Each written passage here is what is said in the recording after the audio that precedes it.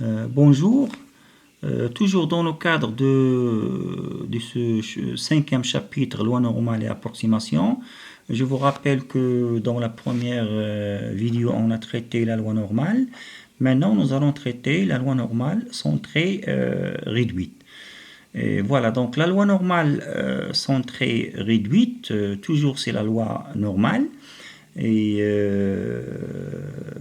c'est une loi normale. Donc, supposons que vous avez la définition de cette loi normale centrée réduite. Donc, supposons que vous avez une variable aléatoire qui suit une loi normale, voilà m et sigma.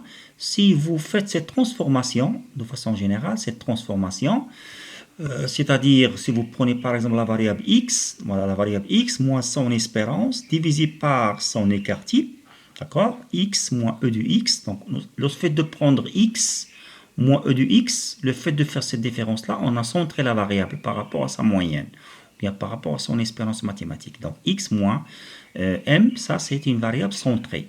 Centrée et réduit. Réduit, c'est le fait de diviser par l'écart type. Donc si on prend par exemple votre note, moins la moyenne, la note d'un étudiant, moins la note moyenne de la classe, ça c'est centré. Vous centrez votre note par rapport à la moyenne de la classe. Si jamais vous avez, par exemple, une note de 14 et la moyenne de la classe c'est 12, donc 2, ça veut dire que vous surclassez, ou là vous dépassez la note moyenne de la classe de 2 points, et inversement. Divisé par l'écart type de x. Donc si vous faites cette transformation, vous définissez ce qu'on appelle la loi normale, donc elle est normale, mais elle est centrée et réduite. Donc cette loi normale centrée et réduite, comme vous le voyez, x moins m divisé par sigma, donc c'est une loi normale, donc son indice c'est 0, les paramètres c'est 0 et 1. 0 c'est quoi? La loi normale centrée réduite, c'est 0, la moyenne est égale à 0, et toujours l'écart type est égal à 1. Donc ce qu'il faut retenir, on fait cette transformation pour des calculs pratiques, surtout si on aimerait bien calculer la probabilité d'un intervalle pour une variable x, oui, une loi normale. Et l'avantage de cette transformation, c'est qu'on va définir, je vais essayer de vous montrer par la suite, la fonction de densité de probabilité de cette loi normale centrée réduite. Et c'est une loi qui est sans unité de compte. Si jamais vous avez, par exemple, vous avez une variable aléatoire, par exemple, le dirham, si vous prenez par exemple le dirham, 1000 dirhams, moins par exemple la moyenne est égale à 500 dirhams, donc 1000 dirhams moins 500 dirhams, vous aurez ici, comme vous le voyez, l'unité de compte c'est dirhams, mais divisé par l'écart type en dirhams, donc l'unité de compte elle va disparaître. Donc c'est une loi sans unité de compte. Donc quelle que soit l'unité de compte, je peux définir une loi normale centrée réduite de moyenne 0 et d'écart type est égal à 1. Donc la notation, il faut toujours mettre T. T, c'est l'indice, ou bien la notation qu'on donne généralement à la loi normale centrée réduite de paramètres 0 et 1. Sa fonction de densité, contrairement à ce qu'on a déjà vu auparavant pour la loi normale, je vous rappelle que nous avons déjà vu la forme de la densité de probabilité, comme vous le voyez, ça c'est pour la loi normale, mais pour la loi normale centrée réduite, sa forme de densité de probabilité, comme vous le voyez, donc il est donné par cette forme. Donc ça c'est la fonction de densité de probabilité pour la loi normale centrée réduite. On a défini c'est-à-dire les conditions, donc comment définir la loi normale centrée réduite, le fait de retrancher la moyenne divisée par l'écart type, et nous avons défini la densité de probabilité, et il nous reste les caractéristiques. Donc les caractéristiques, c'est de la loi normale centrée réduite, son espérance mathématique, comme nous l'avons déjà vu, est égale à 0. C'est la différence. Toujours, la loi normale centrée réduite, l'espérance est égale à de t est égale à 0. Et la variance de t est égale à 1, comme là, vous le constatez ici. Donc l'écart type est égal à 1, donc la variance est égale à 1. Donc comme vous le voyez. Donc voilà. La fonction de répartition, ça c'est très intéressant pour nous, pour qu'on puisse calculer la probabilité, comme vous le voyez, la fonction de répartition, c'est une probabilité, comme vous le voyez, c'est la probabilité de t inférieure. Donc c'est contrairement à la loi de Poisson, nous avons déjà vu la loi de Poisson, la fonction cumulative de répartition, nous avons défini comme quoi c'est pair. Donc comme vous le voyez ici, donc c'est t inférieur à t, et nous avons déjà mis ici l'intégrale. Pourquoi? Parce que, comme nous l'avons déjà vu dans le chapitre, je pense, 2, pour la variable à une dimension continue, il faut procéder par l'intervalle pour calculer cette probabilité. Pourquoi? Parce que la loi elle est continue. Et comme nous l'avons déjà fait pour la loi de Poisson, on a utilisé la table de la loi de Poisson. La même chose pour la loi normale centrée réduite, il a une table. Donc nous allons utiliser ce qu'on appelle la table de la loi normale centrée réduite. Donc je vais ici de vous montrer, ici, comme vous le voyez, ça c'est, je vous rappelle, c'est la table de la fonction cumulative de la loi de Poisson, comme nous l'avons déjà utilisé. Voilà, même dans le cadre des exercices, ici vous avez c'est supérieur, il est donné par rapport à supérieur, donc probabilité x supérieure strictement.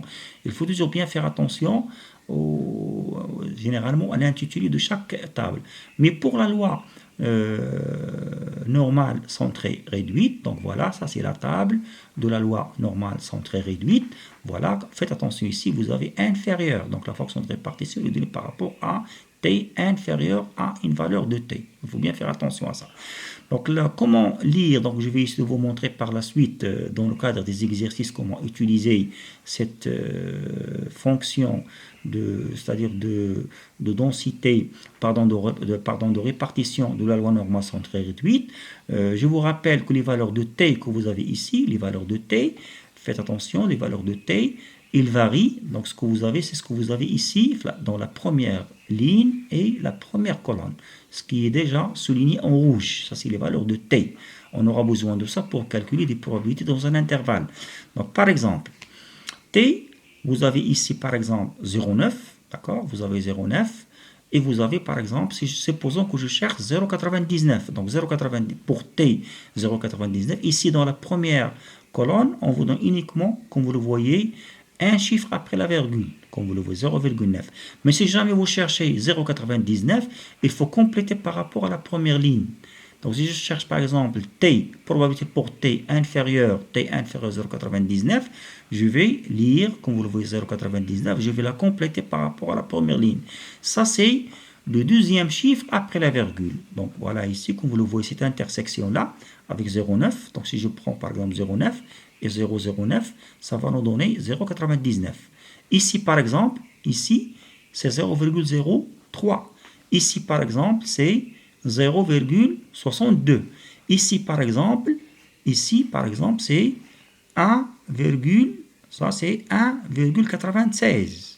Ça c'est t est égal à 1,96, etc., etc. Donc voilà ce que vous avez ici dans la valeur de la première ligne et la première colonne, ce sont les valeurs de t. Mais ce que vous avez déjà marqué ici en bleu, ce sont les probabilités. Donc faites attention, ce sont des probabilités comprises entre 0 et 1. Mais une autre remarque, ici, comme nous l'avons déjà présenté auparavant, selon la forme de la fonction de densité, c'est-à-dire de la loi normale, c'est une loi qui est symétrique, comme vous le voyez. Donc, elle est symétrique. Et dans cette table, on ne vous donne uniquement que les valeurs positives. On ne vous donne pas les valeurs négatives. Les valeurs négatives, on va les déterminer par le complémentaire. Donc, voilà. La valeur maximale de t, si vous prenez donc cette table, comme vous le voyez, la valeur maximale c'est 2,9 et n'oubliez pas le deuxième chiffre après la virgule, 0,09, ça veut dire la dernière valeur ici de t est égale à 2,99. Mais si jamais dans un exercice vous vous interrogez sur une valeur de t qui est à l'extérieur de 2,99, c'est la raison pour laquelle vous avez cette table pour les grandes valeurs 3, c'est la suite, 3, 3,1, 3,2, etc. jusqu'au 4,5. Mais il faut bien constater ici que la probabilité correspondante pour ces valeurs de t qui sont supérieures à 2,99, 0,90, ça ce sont des probabilités. Et comme vous le voyez, ce sont des probabilités qui sont proches à 1. Ça veut dire un événement qui est un événement certain. Si vous avez par exemple dans un exercice 20 ou bien 10 ou bien une valeur qui est supérieure à 4,5, il faut mettre 1. Comme vous le voyez ici, 0,9, etc. Il est proche à 1. Donc voilà pour cette table. Deuxième élément, si jamais vous cherchez par exemple, pour t, la probabilité pour t est égale à 1,37. Donc 1,37, donc vous avez 1,3. Il faut compléter par le deuxième chiffre, après la virgule. Donc 1,37, c'est 1,37, donc je vais chercher dans 0,07. Donc 1,37, c'est 0,9147. Ça, c'est la probabilité pour que t soit inférieur à 1,37. Mais si jamais vous avez une probabilité, vous cherchez une valeur de t négative. Pourquoi? Parce que j'ai déjà précisé comme quoi on vous donne uniquement les valeurs positives.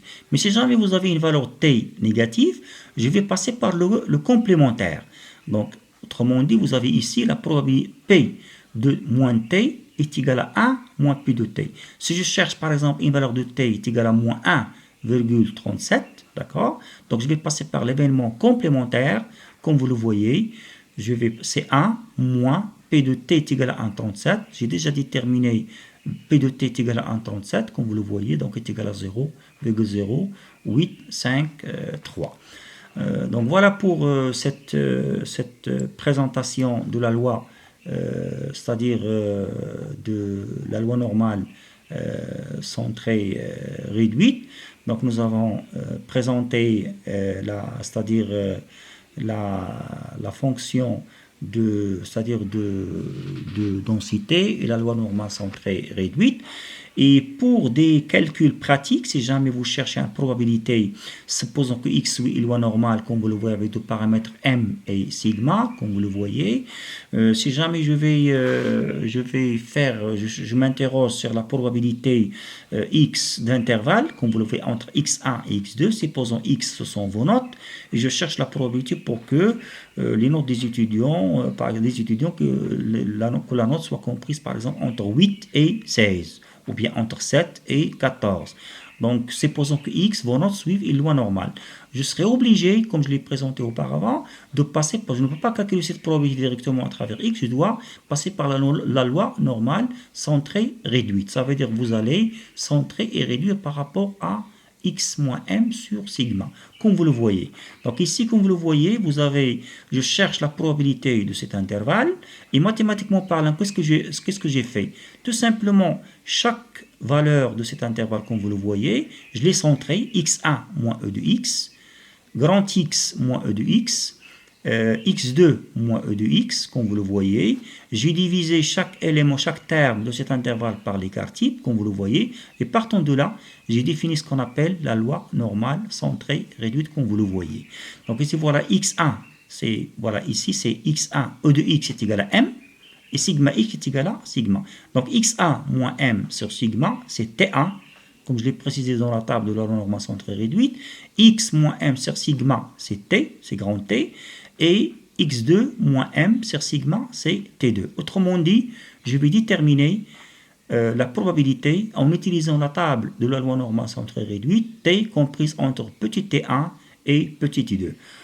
Je peux même la formuler comme suit, ça c'est une notation, généralement c'est p de t2, pour calculer cet intervalle, comme vous savez très bien. Toujours, je vais prendre la grande valeur moins la petite valeur, la probabilité d'intervalle, comme nous l'avons déjà vu dans les chapitres précédents. Si vous avez ici 16 et 28, je vais prendre la probabilité de 28 moins 16. Donc, P c'est l'indice comme quoi on va utiliser la loi normale centrée réduite. Donc, P de T2 moins P de T1. Donc, je vous donne rendez-vous dans une prochaine vidéo afin de faire des exemples d'application pour mieux assimiler l'utilisation de la table de la loi normale centrée réduite. Et merci.